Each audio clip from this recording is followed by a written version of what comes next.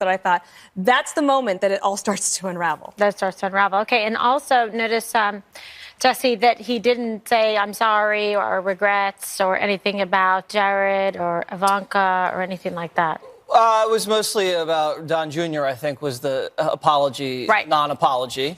But the book itself was designed kind of as a hand grenade to throw inside the Trump White House, but the only person it really killed was Bannon. I think Trump survives this. Obviously, this guy came in as a wolf in sheep's clothing. He kind of punked his people in order to get in there, and then he tried to take down the White House. That was the guy's motivation, to take down Trump and actually lead to impeachment. Correct. And so how can you trust anything he says? The main point of the book was that Trump didn't want to win. So then, if he didn't want to win, why did he collude with the Russians to win? The whole thing doesn't make sense, especially saying that all of the Trump family thought their father was a loser and insane and not a good guy. It's so erroneous. And so CNN comes out, your hall monitor friend, and says the book is riddled with inaccuracies, sloppy and shoddy reporting, but it rings true. And that was their standard.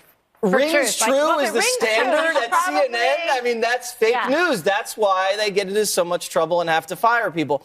If a conservative author kind of finagled his way into the Obama White House and wrote an error-filled book that took down or attempted to take down Obama, do you think that he'd be on every single show on TV and people would be giving him the benefit of the doubt and the media would say, oh, well, it rings true? No, he wouldn't be invited anywhere. Oh, yeah? His book would probably be boycotted, and he'd be totally trashed in the media. Oh, gee, we've never seen anything like that with the Clintons. Gee, what was the name of that book? Which one? The Dick Morris book? No. Peter Schweitzer's book? Peter Schweitzer. I don't think he got any inside access. It's the other. No. The core is Ed Klein. Well-sourced reporting. Books, right? Ed Klein's book. All right. But the point here, to your rebuttal, which I thought was pretty good, but I must say, who invited Wolff in? I agree. They invited a wolf in with sheep's clothing. But I'm saying they invited him in. Yeah, they self-inflicted error. Right, big time. Big time.